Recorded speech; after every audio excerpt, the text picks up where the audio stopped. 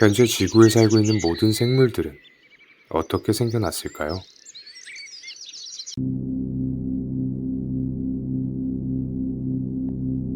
138억 년 전 지구는 어떠한 생명체도 존재하지 않는 뜨거운 불에 휩싸인 행성이었습니다. 해성의 잦은 충돌로 인해 원시 지구는 강한 중력을 갖게 되었습니다. 그로 인해 더 많은 해성들을 불러 모으며 어마어마한 고온과 고압의 상태가 지속되었죠. 당시에는 현재의 바다가 아닌 마그마 바다가 형성되어 있는 시기였습니다. 이후 비교적 무거운 물질들은 지구의 중심부로 가라앉으며 핵으로 자리 잡았습니다. 시간이 지남에 따라 해성의 충돌 빈도가 점점 줄어들기 시작했고, 지구는 점차 식어가며 마그마 바다는 지구의 지각으로 변모하게 됩니다. 용암들이 식으면서 생긴 대량의 수증기가 어마어마한 양의 비를 내리게 만들었습니다. 이렇게 내린 비가 모여 현재 지구의 바다를 형성하게 되었는데, 재밌는 점은 또 다른 바다의 탄생 가설이 존재합니다. 원시 지구가 해성의 공격을 받을 당시 해성에 붙어있던 얼음들이 지구에서 녹아 바다를 생성했다는 가설입니다. 하지만 최근 해성에 담긴 물의 양이 턱도 없이 적었다는 결과가 나와 다른 가설들이 힘을 얻고 있습니다. 또 다른 가설로는 원시 지구 대기에 풍부했던 수소와 마그마가 만나 상호작용하게 되면서 물이 만들어졌다는 가설입니다. 아직 물의 기원은 가설들 뿐이지만 이렇게 탄생하게 된 바다에서는 굉장히 신비로운 일이 일어납니다. 35억 년 전 원시 지구의 바다에서는 최초의 생명체가 생겨납니다.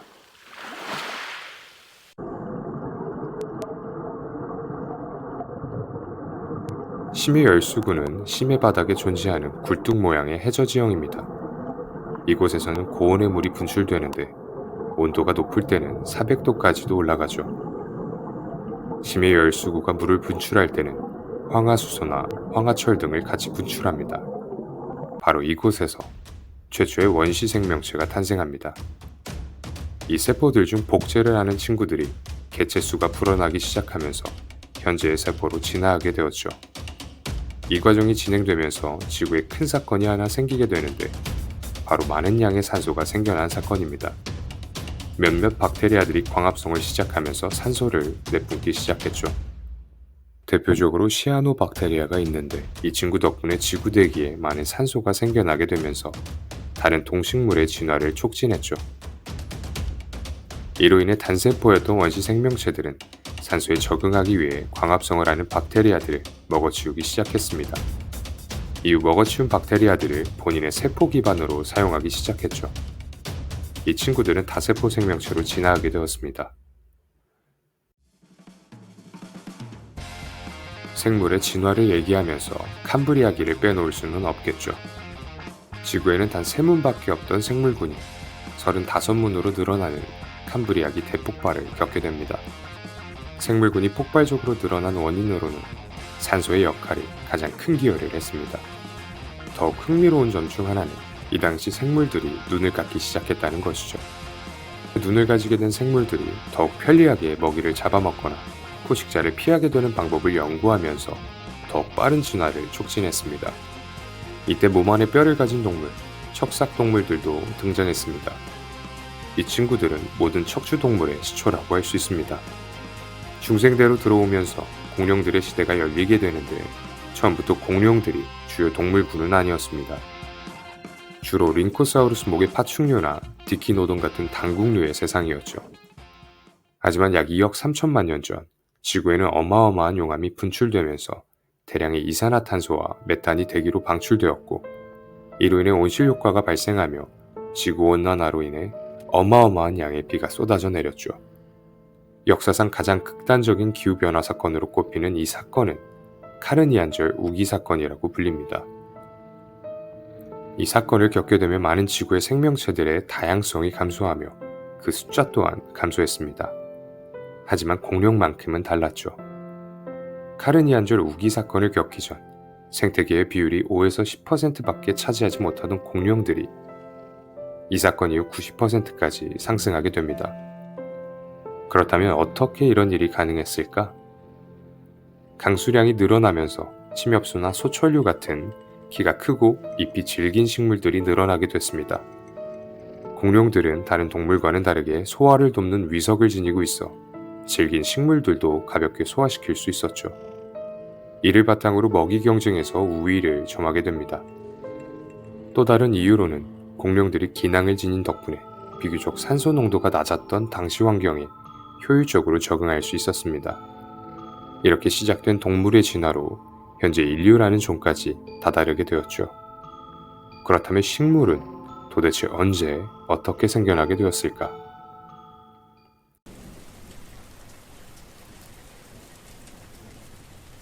식물을 나누는 기준은 여러 가지가 있겠지만 그중 세 가지의 키워드를 꼽자면 광합성, 세포벽, 다세포 정도겠죠. 지금으로부터 35억 년 전 광합성을 하는 세균이 등장합니다. 남세균이라고도 불리는 시아노박테리아죠. 엄연히 따지자면 식물이 아닌 세균으로 분류됩니다. 15억 년 전 산소가 없으면 생육이 불가능한 호기성 세균이 본인보다 몸집이 큰 다른 세균의 몸속에 들어가 미토콘드리아로 진화합니다. 미토콘드리아란 영양분을 이용해 세포가 사용하는 에너지를 만드는 공장이라고 보면 됩니다. 광합성 세균 또한 다른 세균의 몸속에 들어가 엽록체로 진화하게 됩니다. 이 친구들이 점점 진화하게 되면서 우리가 흔히 아는 식물들로 변모하게 된 것이죠. 하지만 최초의 식물을 말하기 위해선 조류가 식물군에 포함되는 해를 먼저 따져야 합니다. 만약 조류가 식물군에 포함된다면 최초의 식물은 조류가 되는 것이고 포함되지 않는다면 이끼가 최초의 식물이죠. 이끼의 등장은 약 5억 년 전입니다. 재밌는 점 중 하나는 식물의 기반이 되는 엽록체의 등장이 동물의 기반인 미토콘드리아보다 더 진화된 형태라는 것이죠.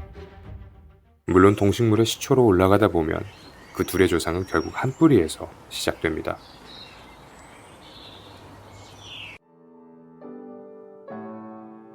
우리 모두는 사실 한 뿌리에서 시작되었습니다.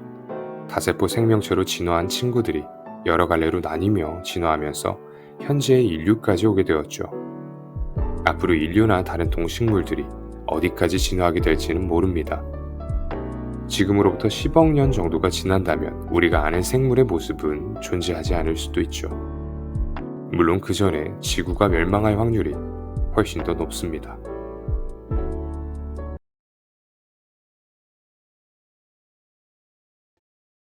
여러분, 혹시 주토피아 보신 분 계신가요?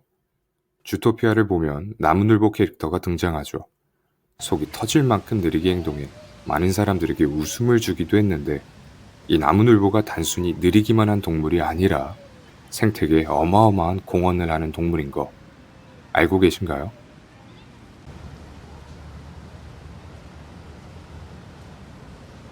많은 사람들이 나무늘보 하면 제일 먼저 떠오르는 단어는 아마 느림일 겁니다. 그만큼 느린 동물인 나무늘보는 시속 900m 정도로 움직이죠. 근데 이렇게 느리게 움직이는 게 오히려 나무늘보의 생존에 많은 도움이 됩니다. 하지만 여기서 의문이 생길 수 있죠. 그렇다면 다른 초식동물들은 포식자로부터 빠르게 도망치도록 진화되어 왔는데 왜 유독 나무늘보만 느리게 진화했을까? 이 이유를 알기 위해서는 동물의 눈에 대해 알아야 합니다. 사람의 눈은 다른 동물과는 비교할 수 없을 정도로 발달되어 있습니다. 그중 가장 큰 특징이 바로 흰자위죠. 다른 동물들에 비해 몇 배나 넓은 흰자위를 가지고 있습니다. 그렇다면 인류의 눈은 왜 이렇게 진화했을까요? 다른 동물들에 비해 신체적으로 뒤떨어지던 인류는 서로 협력하여 사냥을 하고 서로의 감정을 더 쉽게 읽는 등 생존에 있어 사회성이 강요되었죠. 그렇다 보니 더 넓은 공막이 필요했고 현재의 눈으로 진화하게 되었습니다. 덕분에 우리의 눈은 다른 사람의 눈동자의 움직임을 더욱 쉽게 알아챌 수 있으며 다른 사람의 눈을 보고 그 사람의 감정을 이해할 수 있게 됐습니다. 동물의 눈은 어떨까요? 동물은 크게 초식동물과 육식동물로 나뉘는데 초식동물 같은 경우 눈동자를 보게 되면 대부분 가로로 길게 되어 있는 것을 쉽게 확인할 수 있습니다. 주로 포식자에게서 도망쳐야 하는 위치이다 보니 긴 시야를 가질 수 있도록 가로로 긴 눈동자를 가지게 된 것이죠. 실제로 염소나 양의 눈을 보면 가로로 길게 찢어진 눈동자를 볼 수 있습니다. 포식자의 입장인 육식동물의 눈동자는 보통 세로로 긴 동물이 많습니다. 사냥을 해야 하는 육식동물의 특성상 주변의 상황보다는 사냥감에 더욱 집중해야 하죠. 그래서 세로로 긴 눈을 이용해 사냥감에 더욱 집중하며 표적과의 거리를 조금 더 정밀하게 측정할 수 있습니다. 이외에도 다른 차이점들이 존재하는데 사람의 눈 같은 경우 빠르게 초점을 맞출 수 있으며 다양한 색상을 구분할 수도 있습니다. 심지어는 밝기를 구분하기에도 탁월하고 화소 또한 굉장히 높아 다른 동물과는 비교할 수 없을 정도죠. 물론 동물들도 특화된 것이 존재하는데 예를 들어 매 같은 경우 사람보다 더 높은 시력을 가지고 있으며 색을 감지하는 원추세포의 밀도도 5배나 높습니다. 하지만 밝기를 구분하는 간상세포가 없어 어두운 곳에서의 물체인지 능력이 현저히 떨어지죠. 결국 인간의 눈만큼 발달된 눈은 존재하지 않습니다. 육식동물인 제규어 같은 경우 나무늘보를 사냥하기도 합니다. 시력과 청력이 발달된 제규어이지만 인간과는 다르게 느리게 움직이는 나무늘보를 포착하기에는 역부족이죠. 나무늘보가 사냥당하는 경우는 보통 나무늘보가 땅에 내려와 있을 경우입니다. 빠르게 도망가는 다른 동물 같은 경우 오히려 제규어의 눈에 더 잘 띄기 때문에 나무늘보의 느린 움직임은 그들의 생존력에 힘을 실어줍니다. 그래서인지 느린 움직임에 비해 나무늘보는 천적이 거의 없습니다. 느린 움직임이 오히려 나무늘보의 방패막이가 되는 셈이죠. 이것뿐만 아니라 나무늘보의 위장도 그들의 생존에 큰 도움을 줍니다. 워낙 느리게 움직이는 친구이다 보니 나무늘보의 털에는 이끼가 자라게 되죠. 덕분에 나무늘보는 자연스럽게 위장이 가능합니다.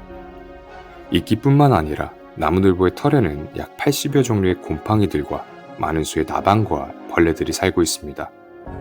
이 친구들은 나무늘보의 몸에서 기생하는데 단순한 기생이 아닌 공생이죠. 나무늘보의 털에서 살다가 죽은 나방은 나무늘보의 몸에 붙은 이끼를 더욱 성장하게 만드는데 이 친구들이 나무늘보의 영양분이 되기도 합니다. 가끔 부족한 영양소를 섭취하기 위해 털에 있는 녹조류와 나방 사체를 먹어치워버리죠. 그렇다면 공생하던 나무늘보가 죽으면 나방들은 어떻게 이사할까? 나무늘보는 배변을 위해 땅으로 내려가게 되는데 이때 나무늘보의 배설물에 알을 낳습니다. 알에서 부화한 애벌레들은 배설물에서 살며 다른 나무늘보가 땅으로 내려올 때까지 기다리죠. 이게 바로 나무늘보 나방이 사는 방식입니다.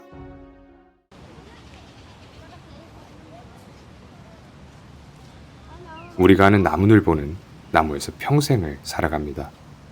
하지만 땅에 살던 나무늘보도 존재했죠. 지금으로부터 약 200만 년 전, 메가테리움이라고 불리는 땅에서 사는 나무늘보가 등장했습니다. 몸길이 6m, 무게 최대 6톤으로 지금의 나무늘보의 7배에 달하는 크기였죠. 지금의 나무늘보와는 다르지 않게 주로 나뭇잎을 먹고 살았으며 지금과는 다르게 꼬리와 뒷다리를 이용해 두 발로 설 수 있었습니다. 하지만 발이 굉장히 납작했기 때문에 평상시에 걸을 때는 발의 옆면으로 걸어 다녔죠. 지금의 나무늘보처럼 느린 동물이었지만 현재의 나무늘보보다는 빨랐을 것으로 추정 중입니다.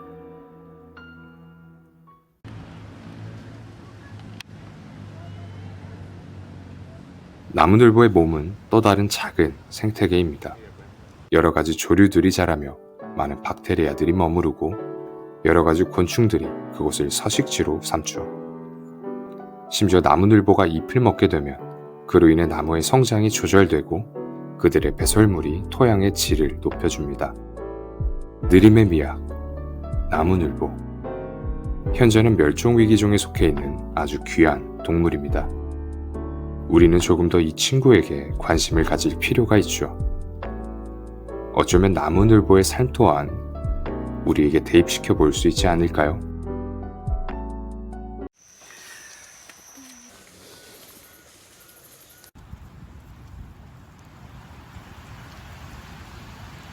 세계에서 가장 많은 개체수를 가진 생물체를 꼽자면 단연 개미일 겁니다.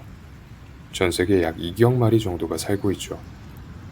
전 세계 인구가 약 81억 명이 조금 넘는데 이에 비해 말도 안 되는 숫자입니다. 개체수가 많은 만큼 많은 종이 존재하는데 약 12,000종 이상의 개미가 발견되었으며 발견되지 않은 종까지 합한다면 실제로는 2만여 종이 될 것으로 보고 있습니다.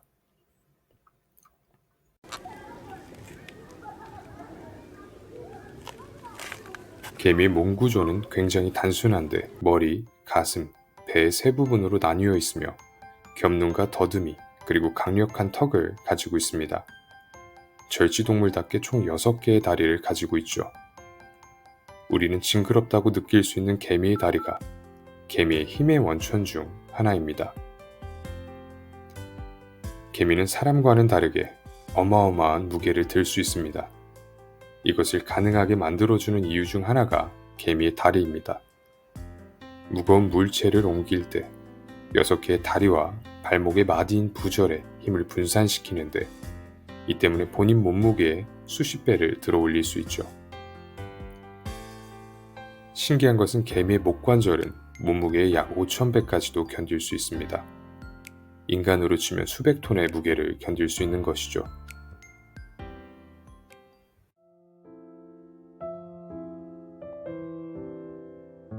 페로몬은 여러 가지 종류가 있습니다. 우리에게 가장 유명한 것은 성페로몬이겠죠. 하지만 사람과는 다르게 동물들은 보통 의사소통을 할 때 많이 사용합니다. 대표적인 예가 바로 개미죠. 개미들은 걸어 다닐 때 엉덩이 쪽을 땅에 질질 끌고 다닙니다. 이 페로몬을 땅에 묻히고 다니며 먹이의 발견이나 위험한 상황 등을 알려주기도 하며 집에서부터 멀리 나가게 됐을 경우 집으로 다시 돌아올 수 있는 길잡이 역할을 하기도 합니다. 하지만 이 페로몬으로 인해 개미의 한 집단 모두 죽는 경우도 생기게 됩니다.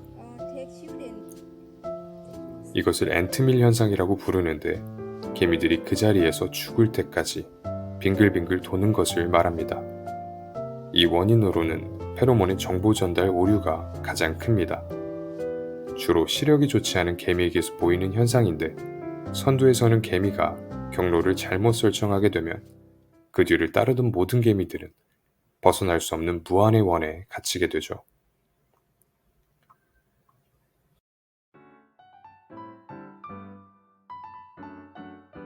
버섯은 인간에게 있어 굉장히 소중한 식재료입니다. 다양한 음식에 사용되며 약재로 사용되기도 하죠. 옛날과는 다르게 현재는 버섯 재배를 하기 때문에 어디서든 쉽게 버섯을 구할 수 있습니다. 근데 이 버섯을 인간보다 먼저 재배한 생명체가 바로 개미입니다. 이 개미는 입군개미로 항상 잎을 물고 다니는 귀여운 모습인데 잎을 물고 다니는 이유가 버섯 농사를 위해서죠. 인간보다 수천만 년 먼저 버섯 농사를 시작한 이들은 지구 최초의 버섯 농사꾼이기도 합니다. 잎군개미들은 잎을 잘게 씹어 침과 섞은 뒤 버섯 종균을 붙여 농사를 짓습니다. 개미답게 버섯 농장 운영을 위한 분업 또한 철저합니다. 버섯 농장을 가꾸는 정원사 역할이 따로 있으며 여왕개미는 버섯에 종균을 가져오죠. 일개미들은 잎을 실어 나르고 종균의 먹이를 만듭니다. 이 일개미들은 크기에 따라 역할이 더 세분화되는데 일반 일개미의 경우 잎을 나르지만 소형 일개미의 경우 잎을 나르는 일개미의 등에 올라타서 다른 천적으로부터 보호하는 역할을 합니다. 입군개미의 턱의 경우 아연 도금이 되어 있어 가위처럼 쉽게 나뭇잎을 자를 수 있게 진화되었죠. 사람 손가락 정도는 쉽게 베이는 수준입니다.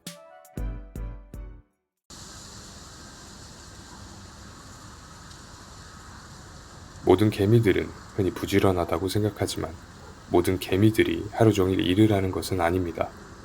일개미의 20%만이 하루 평균 6시간 정도 일을 하며 70%의 일개미들은 빈둥대며 일을 한다고 합니다. 나머지 10%의 일개미들은 평생 일을 하지 않죠. 그렇다면 80%의 일개미들은 불필요할까? 정답은 아니다입니다. 게을러 보이는 80%의 일개미는 의미 없이 일을 쉬는 것이 아닌 상비군의 역할을 맡고 있습니다. 앞선에서 열심히 일하는 개미들이 다치거나 죽게 된다면 에너지를 충분히 축적하고 있던 개미들이 그들과 교체해 열심히 일을 시작합니다. 좀 더 효율적인 방식으로 분업 시스템이 정해져 있죠.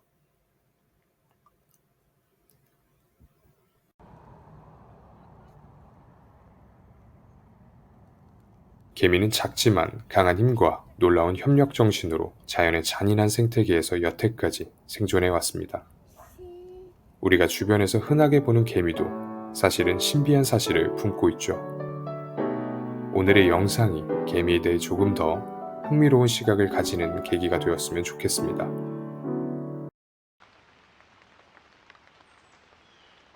거미의 거미줄은 강철보다 5배 이상 강합니다. 무게도 굉장히 가벼워 실용적이죠. 이렇게 대단한 거미줄을 이용해 대략 1시간 정도면 완벽하게 집을 짓습니다.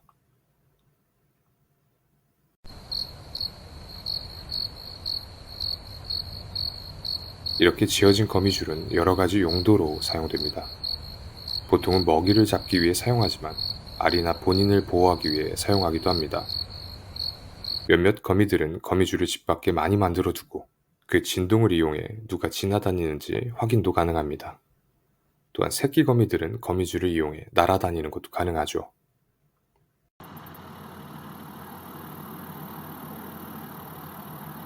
거미는 공룡보다 수천만 년 일찍 등장했습니다.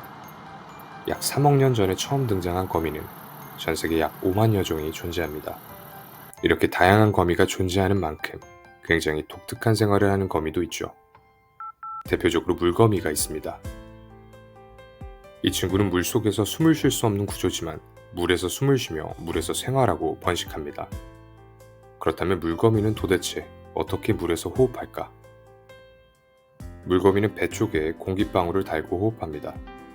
물속에서도 공기방울 덕분에 숨을 쉴 수 있죠. 다른 방법을 사용하여 호흡하기도 하는데 물거미는 방수거미줄을 뽑아낼 수 있습니다. 주머니 형태로 거미줄을 감은 뒤 그 안에 공기를 넣어 지속적으로 숨을 쉴 수 있는 것이죠.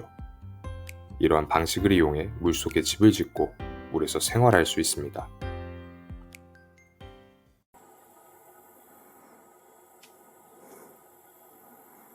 많은 사람들이 거미를 곤충이나 벌레로 오해하기도 합니다. 하지만 거미는 다리가 8개인 절지동물입니다.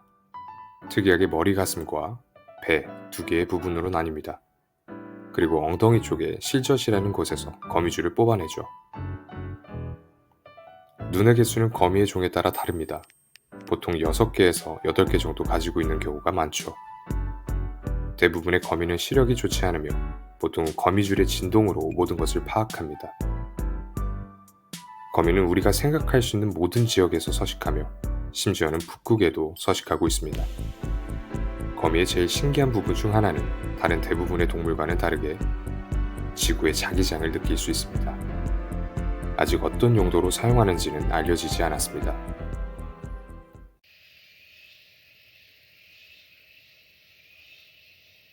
대부분의 거미는 거미줄로 사냥을 하거나 혹은 암살을 통한 사냥으로 육식을 합니다. 하지만 모든 거미가 육식을 하는 것은 아니죠. 이 친구는 바기라 키플링지라고 불리는 거미입니다. 깡총거미의 일종인 이 친구는 지구상 거미 중 유일하게 채식을 합니다.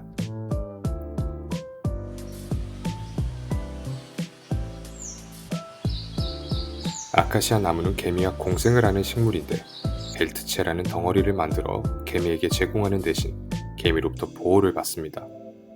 그래서 보통 아카시아 나무에는 개미 말고는 다른 동물들이 접근하기 쉽지 않죠. 하지만 바기라 키플링지는 이곳에 자리를 잡고 삽니다. 개미가 다른 일을 할 때 매우 빠른 속도로 아카시아의 벨트체를 훔쳐 달아납니다. 속도가 매우 빨라 개미가 잡을 수 없으며 아카시아 나무의 오래된 부분에서 살기 때문에 개미들이 그쪽까지 신경을 쓰지 않습니다. 덕분에 바기라 키플링지는 채식을 할 수 있는 것이죠.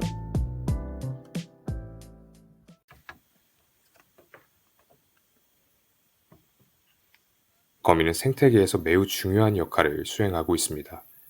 곤충의 개체수를 통제하고 균형을 유지시킵니다. 다양한 병해충들을 자연으로부터 막아주기도 하며 과도한 번식을 억제하는 데 큰 기여를 하죠.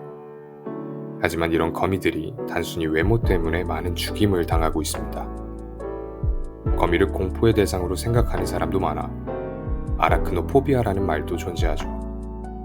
우리에게는 물론 자연 생태계에도 굉장히 소중한 동물인 거미. 앞으로는 거미를 마주치게 된다면 죽이기보다는 살려서 밖으로 내보내주는 것은 어떨까요?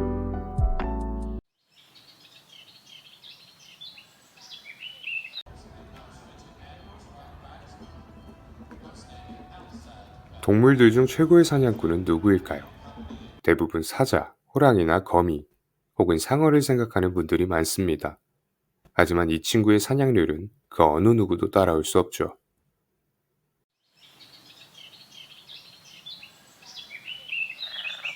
봄이나 가을이 되면 잠자리를 쉽게 볼 수 있습니다. 앉아있는 잠자리를 관찰하면 큰 눈 덕분에 징그럽게 보일 때도 있죠. 하지만 잠자리의 눈은 어마어마한 능력을 지녔습니다. 3만 개의 작은 눈들로 이루어진 겹눈을 가지고 있는데 머리 쪽에 3개의 혼눈도 가지고 있죠. 덕분에 잠자리는 360도라는 어마어마한 시야각을 가지게 되었습니다. 주변 모든 곳을 관찰할 수 있기 때문에 포식자로부터 쉽게 도망칠 수 있고 먹이 사냥이 한층 더 쉬워지죠. 겹눈은 다른 곤충들이나 새우 같은 생물에서도 흔하게 찾아볼 수 있는데 잠자리의 겹눈은 그들과는 차원이 다릅니다. 잠자리가 가진 다른 능력 중 비행 능력 또한 뛰어난데 다른 곤충들과는 다르게 잠자리는 앞쪽과 뒤쪽 날개를 따로 움직일 수 있습니다. 내장의 날개 모두를 각각 따로 움직일 수도 있죠. 그 덕분에 시속 50에서 60km로 날 수 있으며 방향 전환이 자유롭고 정지 비행도 가능합니다. 몇몇 종들은 후진도 가능하죠. 이런 능력들을 활용해 잠자리는 다른 육식 동물들보다 사냥 성공률이 월등히 높습니다. 95%라는 확률로 사냥을 성공시키는데 다른 동물들을 보면 성공률이 30%가 넘는 친구들은 많이 없습니다. 그만큼 잠자리의 사냥 성공률이 말도 안 되는 수치인 것이죠. 주로 곤충을 사냥하는 잠자리답게 모기도 엄청나게 먹어치우는데 잠자리 한 마리가 하루 평균 수백 마리의 모기를 잡아먹습니다. 이들의 모기 사랑은 유충 때부터 시작되는데 수채라고 불리는 잠자리의 유충은 물에서 생활하며 장구벌레를 주식으로 삼죠. 왕잠자리의 유충은 작은 물고기를 잡아먹기도 합니다. 이렇듯 곤충 중에서 최상위 포식자로 꼽히는 잠자리는 어떻게 이런 형태로 진화하게 되었을까요?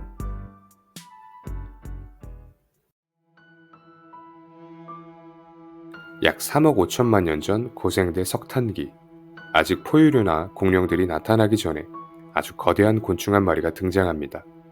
메가네우라라고 불리는 곤충인데 이 친구가 바로 원시 잠자리입니다. 한쪽 날개의 폭만 30에서 40cm에 이르는 거대한 원시 잠자리죠.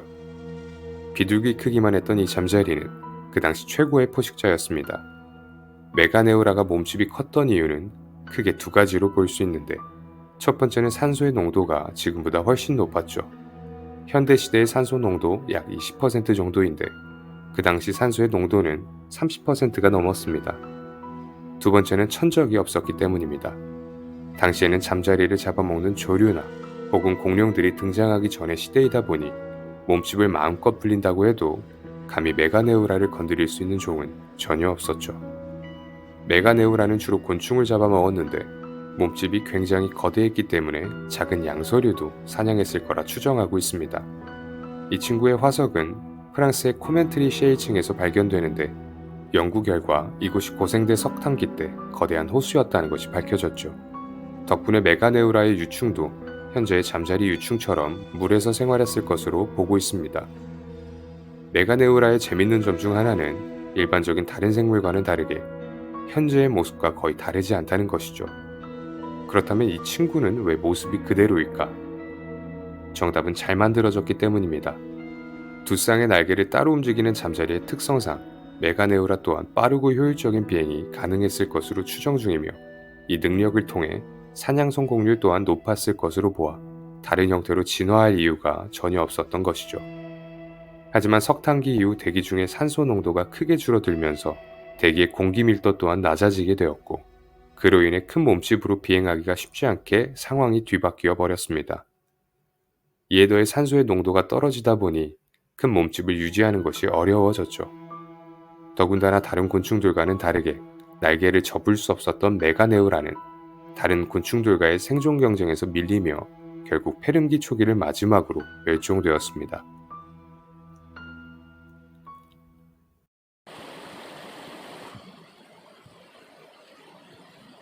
날개도 접지 못하는 고시야간 곤충. 잠자리는 굉장히 원시적인 생물이지만 다른 뛰어난 능력들을 통해 현재에도 최상위 포식자로 군림하고 있습니다. 인간의 능력으로 잠자리 비행 능력을 따라하는 기술은 현재까지도 완전히 따라하는 게 불가능할 정도죠. 수억 년에 걸쳐 완성된 자연의 변화를 인간이 단기간에 따라잡기란 불가능합니다.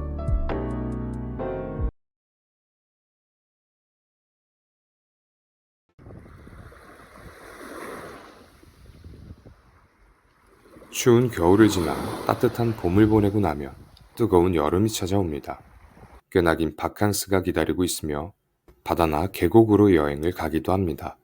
하지만 더운 만큼 활동이 더 왕성해지는 친구도 존재하죠. 바로 인류의 적이자 방해꾼, 모기입니다. 흡혈을 하는 모기의 특성상 우리를 굉장히 귀찮게 하며 가려움도 유발시키죠. 심지어는 많은 병을 옮기기도 하는데 매년 모기 때문에 죽는 사람이 약 70만 명에 달합니다. 그렇다면 인류의 적, 모기는 어떻게 생겨나게 되었을까요? 지금으로부터 약 4억 년 전, 고생대 대본기, 주로 수생조류와 이끼류들이 왕성하게 번식했던 이전 시대와는 다르게 본격적으로 식물들이 육지에 안착하기 시작했습니다. 주로 양치식물들이 주를 이루었는데 우리가 흔히 아는 고사리 또한 양치식물이죠. 육지에 식물들이 많아진 덕분에 다양한 생물들이 살 수 있는 환경이 조성되었습니다. 바다에 살던 갑각류들이 육지로 나오기 시작했고 그게 바로 곤충의 시초인 절지동물입니다. 이렇게 탄생한 최초의 곤충이 바로 리니오그나타입니다. 하지만 발견된 화석은 머리 부분밖에 없었기 때문에 정확한 연구가 어려웠고 최근에는 그리마의 시조라는 말까지 나오면서 많은 논란이 있는 친구죠. 다시 본론으로 돌아가면 육지로 올라오기 시작한 갑각류들은 단단한 외골격을 가진 덕분에 성공적으로 육상 진출을 하게 되었습니다. 하지만 장점이 있으면 단점도 존재하기 마련이죠. 단단한 외골격 덕분에 성공적으로 육상 진출이 가능했지만 그 외골격 때문에 몸집을 불리는 것은 실패했습니다. 재밌는 점은 그 작은 몸집의 유지가 곤충의 생존력에 한층 힘을 실어주었습니다. 몸집이 작기 때문에 적은 먹이만으로도 충분한 영양소를 섭취할 수 있었고 다른 거대한 포식자의 눈으로부터 자연스럽게 멀어지며 생존율이 올라갔습니다. 하지만 이 당시만 해도 곤충에게는 날개가 존재하지 않았죠. 그렇다면 곤충의 날개는 언제, 어떻게 생기게 됐을까? 약 3억 6천만 년 전 고생대 석탄기. 육지에 성공적으로 정착한 곤충들이 날개를 가지기 시작한 시기입니다. 석탄기에 들어서며 커다란 식물들이 생기기 시작했고 그것을 보다 효과적으로 이용하기 위해선 날개가 달린 것이 훨씬 유리했죠. 그렇다면 날개는 어떻게 생기게 됐을까? 날개의 기원에 대한 가설 두 가지가 존재하는데 첫 번째는 측판배엽 기원설입니다. 곤충의 등의 돌기가 발달하여 날개로 진화했다는 가설입니다.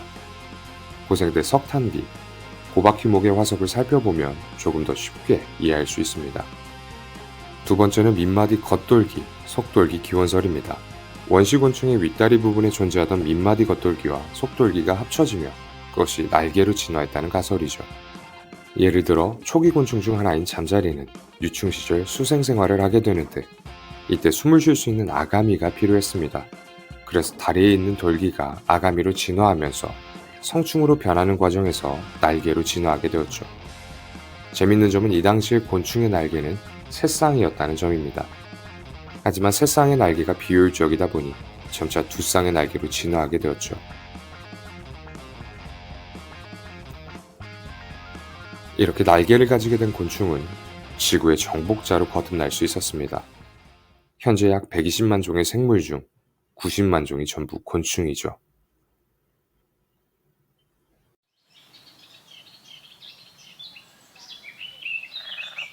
곤충은 날개의 종류에 따라 크게 두 분류로 나눌 수 있는데 고시아강과 신시아강이 바로 그것이죠. 고시아강은 날개를 접지 못하는 곤충을 가리킵니다. 대표적으로 잠자리가 있죠. 신시아강은 고시아강에서 더 진화한 쪽입니다. 날개를 접어 등 쪽에 보관할 수 있죠. 현재 대부분의 곤충들은 신시아강입니다. 이렇게 신시아강 쪽으로 발달된 날개는 사슴벌레의 앞날개처럼 단단하게 변한 경우도 있습니다. 모기는 신시아강 곤충에 속하죠. 모기는 약 1억에서 2억 년 전 남아메리카에서 탄생했다고 추정하고 있습니다. 모기의 기원은 유리 모기과에 속한 팬텀 미지에서 시작되죠. 얼핏 보기에는 투명해서 잘 보이지 않는 이 친구는 팬텀 미지의 유충입니다. 유리 모기과에 속해 있지만 엄연히 모기가 아닌 파리죠. 이 친구들이 식물체액을 빨아먹던 것에서 점차 흡혈하는 쪽으로 진화되었다는 게 정설입니다. 하지만 안타깝게도 모기의 진화 과정은 현재로서는 정확하게 알 수 없습니다. 곤충 화석들의 기록 공백으로 인해 흡혈 생물이 어떻게 진화해왔는지 알아내는데 많은 어려움을 겪고 있는 실정이죠. 하지만 최근 연구 결과에서 여러 가지 성과가 있었습니다. 모기는 일반적으로 암컷이 흡혈을 하며 수컷은 꽃의 꿀을 섭취합니다. 하지만 2023년 레바논에서 발견된 3천만 년 전 호박을 분석하자 그 안에 들어있던 수컷 모기에게서 현재 암컷 모기와 같은 흡혈 구조물이 발견되었죠. 새로운 발견인 동시에 흡혈 생물의 진화가 우리 생각보다 훨씬 더 복잡함을 시사하고 있어 그 진화 과정을 알아내는 것에 더 많은 어려움이 있을 것으로 예상 중입니다. 모기는 흡혈을 하는 생물이죠. 이 때문에 많은 병균을 옮기기도 합니다. 예를 들어 말라리아 같은 경우 한 해에만 약 2억에서 3억 명 정도가 감염되며 그중 50만 명이 넘게 사망하죠. 매년 전 세계 70만 명 이상의 사람을 죽이는 아주 무서운 생물입니다. 그렇다면 인간은 왜 모기를 멸종시키지 않을까? 사실 우리에게 많은 피해를 주는 모기는 생태계에서 아주 중요한 역할을 맡고 있습니다. 유충 시기에는 물고기에게 귀중한 먹이가 되어주며 성체가 되어서는 다른 곤충들이나 새에게 중요한 단백질원이 됩니다. 더군다나 피를 빨지 않는 수컷 모기들 같은 경우 다른 식물의 수분을 돕기 때문에 모기를 멸종시킨다면 우리 식량의 다양성이 줄어들겠죠. 그중 대표적인 것 중 하나가 바로 초콜릿입니다. 또 다른 이유 중 하나는 모기를 완전히 멸종시킬 만한 기술력 부족입니다. 모기만 멸종시키기 위해서는 다른 생물들에게는 피해가 가지 않아야 하는데 현재의 기술력으로는 쉽지 않습니다. 심지어 모기의 번식 사이클은 2주 정도로 굉장히 짧아 빠른 시일 내로 멸종시키지 못한다면 결국 모기는 다시 생태계로 돌아오겠죠. 물론 최근에는 유전자 가위 같은 기술을 통해 모기를 멸종시키는 대안도 생겨났습니다.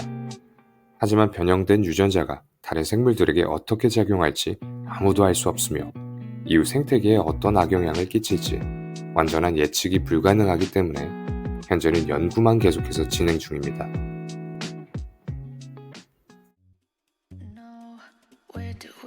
인류에게 굉장한 피해를 끼치는 모기. 그런 모기를 멸종시킬 수 있는 기술력들이 하나둘 등장 중입니다. 하지만 생태계에는 그냥 만들어진 생물이 없죠. 모두가 그 자리에서 자신의 역할을 충실히 행하고 있습니다. 만약 인간의 욕심으로 생태계의 종 하나를 멸종시킨다면 그 후폭풍은 우리가 감당할 수 없을지도 모릅니다. 자연에서 생겨난 것은 모두 그에 맞는 이유가 있기 때문이죠.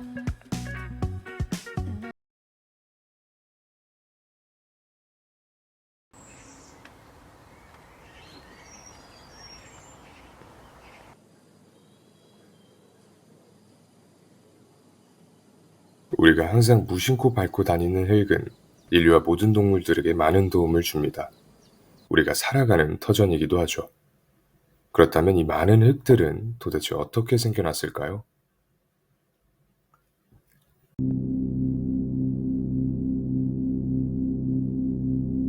46억 년 전 지구.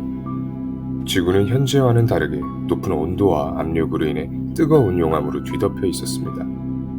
이 당시 계속된 화산 폭발로 인해 어마어마한 마그마들이 지면으로 방출되었죠.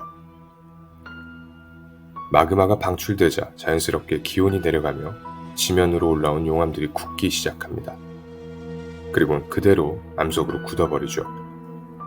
암석으로 굳은 용암들은 풍화를 거쳐 흙으로 탄생하는데 이 풍화는 총 3가지로 나뉩니다. 첫 번째는 물리적 풍화입니다. 온도, 대기, 물, 바람 등의 영향으로 더 작은 입자로 붕괴되는 것을 말합니다. 두 번째는 화학적 풍화입니다. 화학적 반응에 의해 암석을 새로운 화학 조합으로 변화시키죠. 세 번째는 용해작용입니다. 물에 의해 암석이 천천히 녹아 분해되는 것을 말합니다. 이 과정을 거치게 되면 암석은 잘게 쪼개져 흙으로 변모하게 되는 것이죠. 재밌는 점은 이렇게 생성된 흙들은 그 자리에 머물거나 운반되는 것에 따라 잔적토와 운적토로 한 번 더 나뉘게 됩니다. 잔적토는 제자리를 유지하는 흙을 가리키며 운적토는 물, 빙하 등에 의해 운반된 흙을 총칭합니다.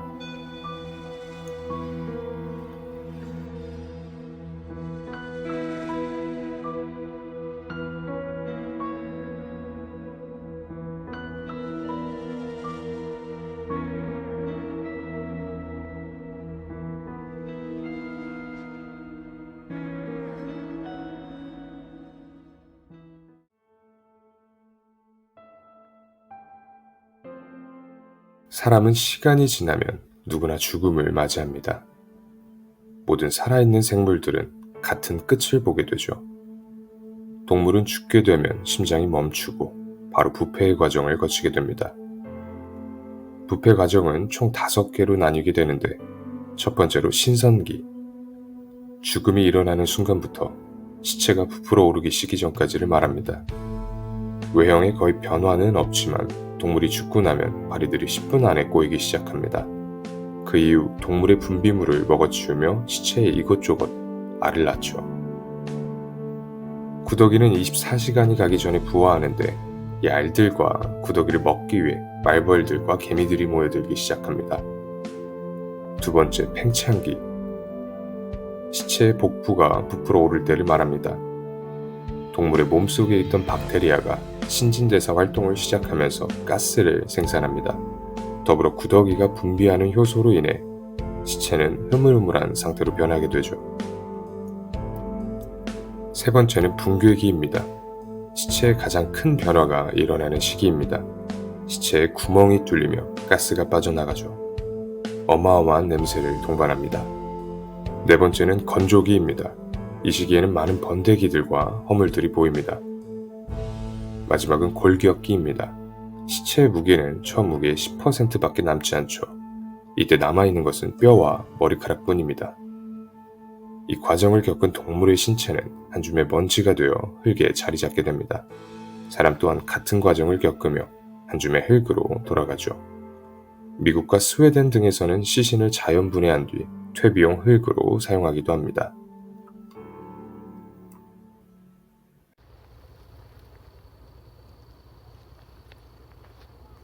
흙은 이렇게 다양한 과정을 거쳐 생겨납니다. 우리는 흙에서 태어나 그곳에 터전을 마련하고 흙에서 삶을 살아가며 먹을 것을 얻기도 합니다. 마지막에는 다시 흙으로 돌아가죠. 흙에서는 새로운 생명체가 탄생하며 흙으로 돌아가는 과정을 반복합니다. 이처럼 모든 인간의 끝은 같습니다. 100년 남짓되는 짧은 시간, 길지 않은 이 시간을 조금 더 즐겁게 혹은 조금 더 따뜻하게 보내보는 것은 어떨까요?